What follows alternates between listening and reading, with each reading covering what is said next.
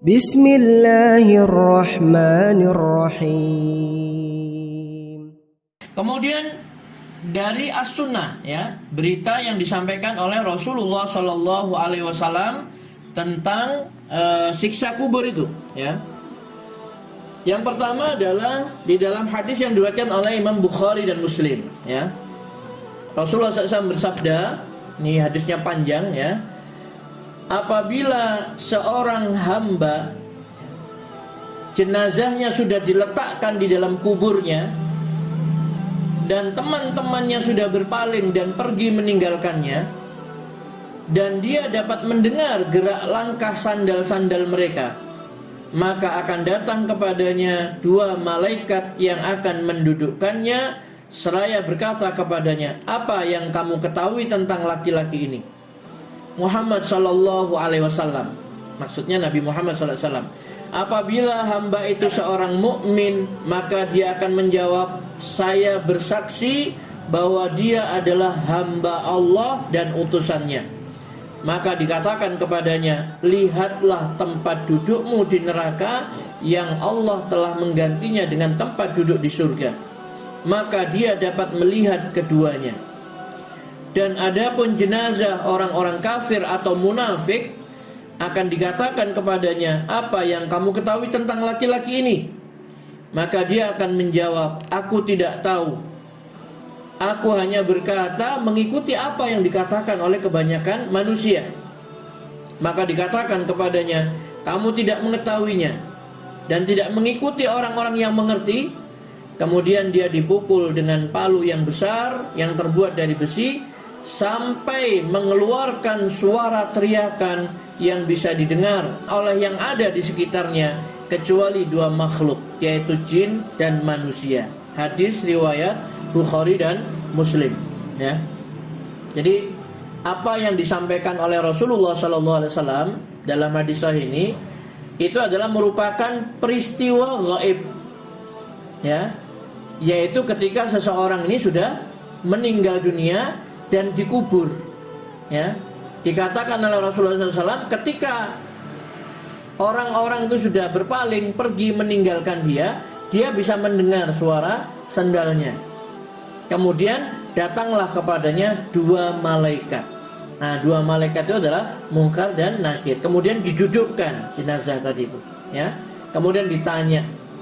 Pertanyaannya adalah, apa yang kamu ketahui tentang lelaki ini? Maksudnya Nabi Muhammad SAW.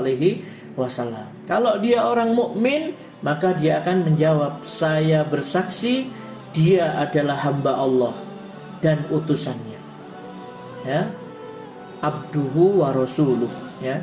Kemudian dia akan ditunjukkan, ya, lihatlah tempat dudukmu, ya, di neraka, Allah telah menggantikan tempatmu di surga, dan setiap pagi dan sore dia akan diperlihatkan tempat kembalinya itu. Nah, itu nikmat kubur, ya.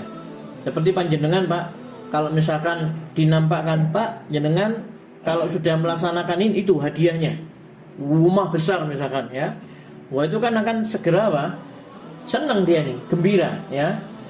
Nah, gembira, ada perasaan senang. Tapi kalau misalkan orang yang bersalah dinampakkan nanti setelah ini, nanti itu siksaannya seperti itu, ya, maka dia akan merasa ya, semakin takut, semakin tersiksa. Nah, begitu.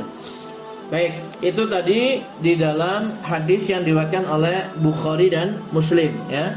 Kemudian yang kedua, Bapak Ibu sekalian yang dirahmati Allah SWT, yaitu hadis yang diriwayatkan oleh Imam Bukhari, ya. Rasulullah SAW bersabda, idza mata ahadukum uridu alaihi maq'aduhu bil ghadati wal asyi, ya. Apabila salah seorang dari kalian meninggal dunia, mati, maka akan diperlihatkan kepadanya tempat duduknya setiap pagi dan sore. In kana min ahlil jannah fa min ahlil jannah. Kalau dia termasuk ahli surga, maka akan diperlihatkan bahwa dia adalah ahli surga. Wa in kana min ahlin nar fa min ahlin nar. Kalau dia termasuk ahli neraka, maka akan diperlihatkan bahwa dia adalah ahli neraka.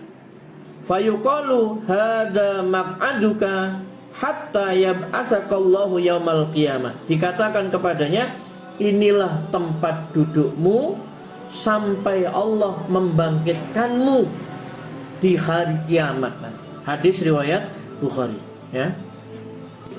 Maksudnya tempat duduk, tempat kembalinya nanti, ya. Ya. Jadi kalau dia ini orang ahli surga, maka dinampakkan, ya, diperlihatkan bahwa dia adalah ahli surga, tempatnya nanti ini, ya.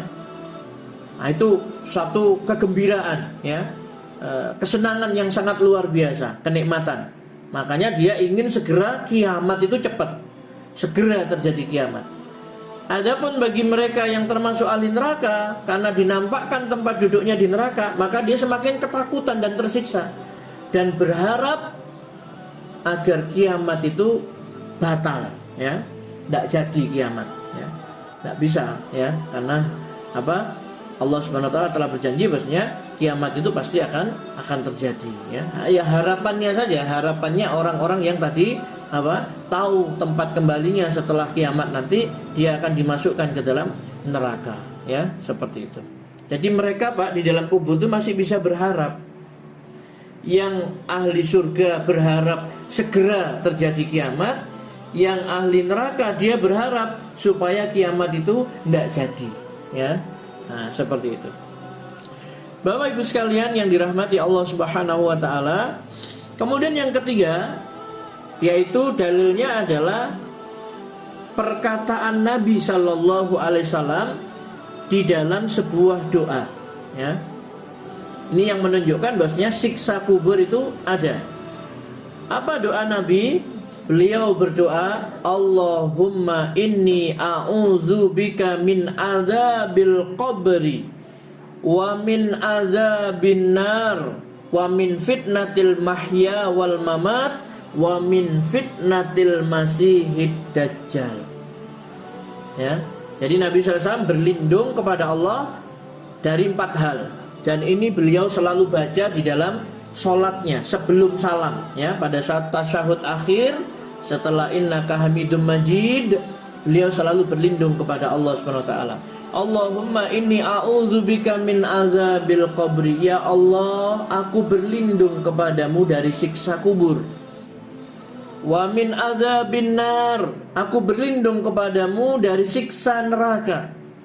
Wa min fitnatil mahya wal mamat, dan aku berlindung kepadamu dari fitnah kehidupan dan kematian. Wa min fitnatil masihid dajjal, dan aku berlindung padamu dari fitnahnya al-masihid dajjal. Hadis riwayat Bukhari, ya. Kalau dalam riwayat Bukhari ini disebutkan apa? Rasulullah berlindung dari azab kubur dulu. Allahumma inni a'udzubika min azabil qabri wa min adzabin nar.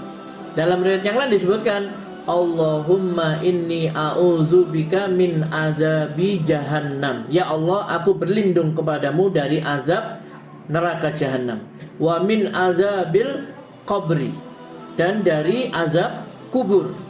Wa min fitnatil mahya wal mamat wa min syarri fitnatil masihid dajjal. Sama, dari fitnah hidup dan mati, kemudian dari fitnah keburukannya al-masih dajjal. Ya. Jadi Nabi kita ini adalah orang yang paling takut. Makanya beliau selalu berdoa kepada Allah Subhanahu wa taala. Padahal beliau adalah orang yang paling dicintai oleh Allah, Khalilullah. Ya, kekasihnya Allah Subhanahu wa taala. Dan beliau sudah dikabarkan dosanya sudah pasti diampuni oleh Allah Subhanahu wa taala yang lalu dan yang akan datang. Dan sudah pasti dia akan dimasukkan ke dalam surga oleh Allah Subhanahu wa taala. Tetapi beliau masih berlindung kepada Allah Subhanahu wa taala, dan ibadahnya juga semakin menjadi, ya, sampai ketika sholat malam itu Rasulullah SAW digambarkan dalam hadis itu kakinya itu sampai bengkak, sehingga istrinya Aisyah radhiyallahu anha itu kayak gimana gitu ya, kasihan melihat Rasulullah SAW kok ngoyo gitu loh, ya, padahal sudah dijamin masuk surga, diampuni semua dosanya. Tapi Rasulullah SAW melakukan itu, disampaikan kepada Aisyah, tidakkah boleh saya ini menjadi hamba yang pandai bersyukur, ya. Nah, ini sekaligus bantahan kepada mereka-mereka yang mengatakan orang itu kalau sudah makomnya sampai sini tidak sholat tidak apa-apa, ya, cukup hanya berzikir saja, la ilaha illallah, la ilaha illallah, walaupun tidak sholat tidak apa-apa, karena dia sudah tingkatnya sampai apa misalkan, ya, ma'rifat atau apa dan sebagainya. Nah ini Rasulullah Sallallahu Alaihi Wasallam, ya, utusan Allah Subhanahu Wa Taala, ya, sudah dijamin masuk surga, ya, diampuni semua dosa-dosanya, tapi nggak pernah meninggalkan sholat, ya, dan selalu berdoa kepada Allah Subhanahu Wa Taala.